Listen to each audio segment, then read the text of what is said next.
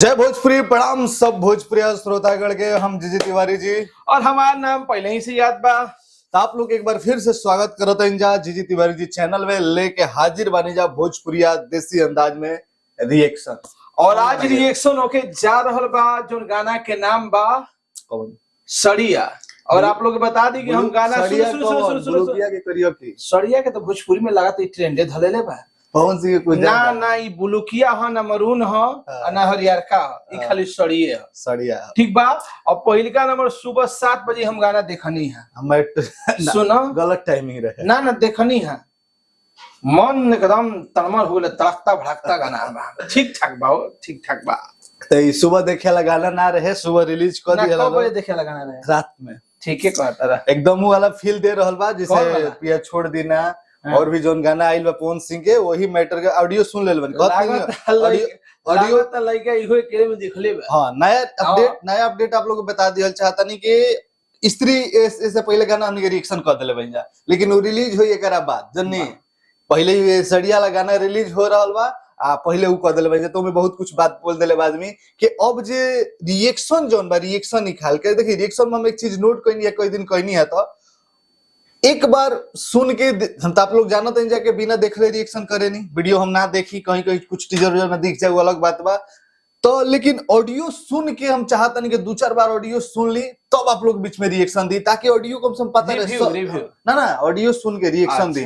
Audio सिर्फ तो audio सुन चुकल बनी गाना के 1 से 2 बार, तो गाना के मूड हमारा पता चल चुकल। वीडियो नहीं की देखले तो फर्स्ट रिएक्शन का निकली वो आप लोग दे, लेकिन अब रिव्यू में कमी पड़ जाते रहे।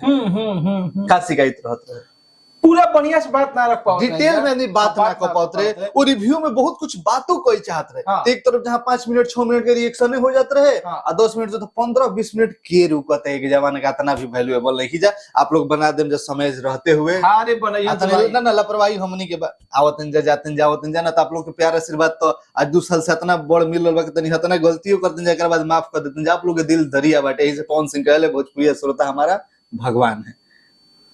हो गई हम रिएक्शन देखेगा बोलो खाली बड़े थे। देखो दिल दरिया है, तुहर मेहरारू करिया है, ये सब बाद में बात होत रही ना।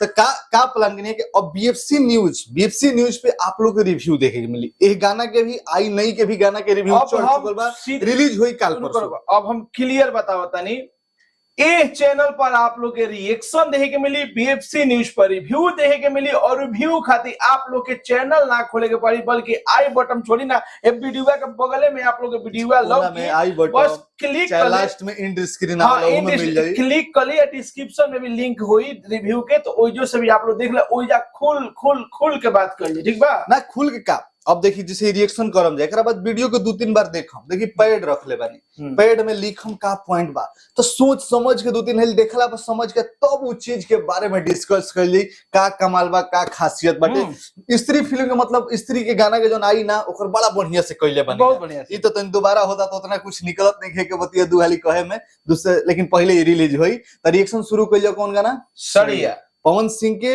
और जीजी तिवारी चैनल को सब्सक्राइब करम जा, ज्यादा से ज्यादा शेयर करके प्यार आशीर्वाद का व्यू तनी 50,000 व्यू नहीं के ठेकर का बात करता रहा। पहिलका चैनल अब 50-60 हजार खींच। हां तन सब्सक्राइबरो है ना हो गेल बड़े। ओकर नाम था दरबार बीएफसी न्यूज भोजपुरी पे खाली भोजपुरी न्यूज आवत रही। ठीक बा, तो चलिए रिएक्शन शुरू कइल जा। का रिएक्शन कौन? सड़िया गाना पर।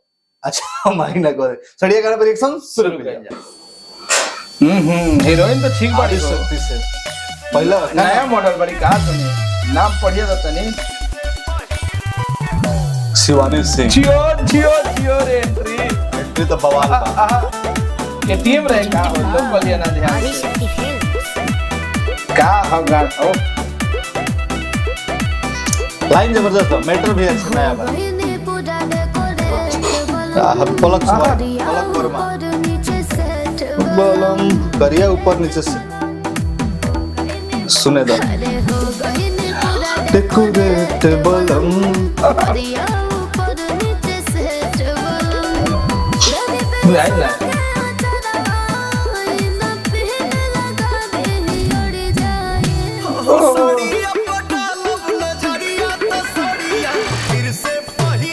के बड़ी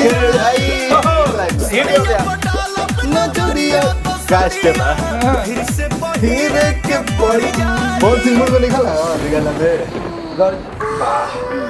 दर्शन करी सब है यार, ई तो यहाँ के सिग्नेचर स्टेप समझ भाई को सुबह ही देखे ले बा गजब बात है, सिग्नेचर स्टेप। सुने ना सवाल यही पर उठल है हो रहा है।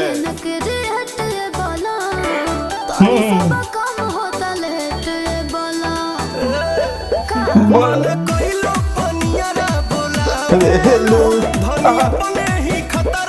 बढ़ावे हेलो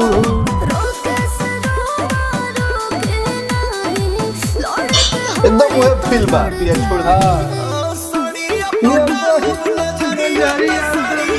फिर से पहिरे के पड़ जाई डालब नजरिया तो फिर से पहिरे के पड़ जाई। बहुत बढ़िया वीडियो, अच्छा लगा वीडियो, मेहनत कर ली वाह, कैमरा के एंगल वाह वाह वाह वाह, शाहरुख खान ने भी बड़ी कौन है क्या है, एकदम प्रियांशु सिंह के मैटर वाला बा, लेकिन बड़ा ना म्यूजिक डायरेक्टर। ये को ट्रेंड चल देले म्यूजिक का, ए टाइप के गाना के।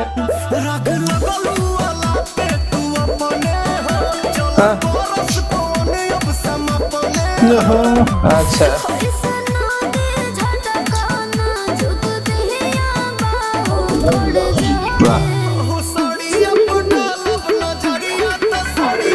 फिर से पहिरे के आस्था सिंह रेड्डी का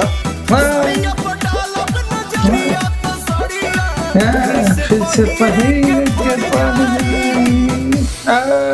बहुत बढ़िया लाजवाब शानदार, बहुत बढ़िया, लड़का खुश बाड़े रिव्यू सब। में एगो शिकायतो कर में गाना में एगो कमियो लौकल है, हमके मेन कमी रहे। मेन कमी हम आतो काहे ऐसन कमी कइले है, पवन सिंह लेवल के स्टार बाड़े, ए कमी के भरपूर भरल चाहत रहे, तब ना पता चलल है ना, हम तो एक बात ये इंटरेस्ट रिव्यू सुनो। में बनल रहे। देखो बात हम भाई डायरेक्ट कहे ने, डायरेक्ट एगो बात कहे, बोला बोल कह दी तो बोल, कहिए ना।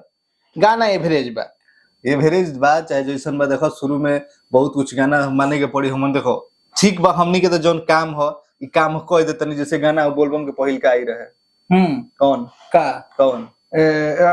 निंदिया के मतलब निंदिया। तू कहले रह, हम कहले नहीं सुपर हिट ना कहले हमू रही लाइन, ना। हम का कहले उतने लाइन में वायरल होई, लेकिन व्यू जमीनी स्तर पर थोड़े बहुत उहे बाजता, लेकिन बाजता। जमीनी स्तर पे गौरू गाना बाज रहा बा, जौन अगर रिव्यू लेके आवत नहीं कौन? ट्रेंडिंग स्टार के। हाँ आ पवन सिंह के भी पिए तो एगो गाना गाना गा बा। रहल बा सोना वाला, हाँ। दोनों हमनी के गांव से भी घूम के नहीं है जानू, एकर भी रिएक्शन रिव्यू जल्दी आप लोग चैनल पे बनल है, फटाफट सब्सक्राइब कर जा, ज्यादा से ज्यादा लाइक करके ज्यादा से ज्यादा शेयर कर जा, और दौड़ जा बीएफसी न्यूज चैनल पे। जी हाँ, ओ जे रिव्यू आप लोग रिव्यू आप लोग के मिली का बहुत कुछ कहल बानी, वो कमी बड़ा बरियारे में देखल बानी, पवन सिंह की कमी ना कइल चाहत रहे, हाँ। उहे कहानी है, का कहना? बताइम नु तोहरो नहीं हम बानू तो इनका लोग कैसे पता चलो तब बहुत चलिए प्यारा से बात बना के रही जा। ऐसे ही अगला रिएक्शन फिर आप लोग के बीच में आ रहल बा, जल्दी ही दो गाना का नाम लेनी है, कौन गाना के नाम लेनी है? अरे हाथ ना भुलाल आदमी पवन सिंह के सोना वाला, पवन सिंह के फैन है पवन- ना, स्त्री गाना का रिव्यू रिएक्शन देखब जाओ, मैं कहले बड़े पवन सिंह की गाने के लाइने उनका नहीं याद होत रहे, बहुत बढ़िया। गावे गइले तो चली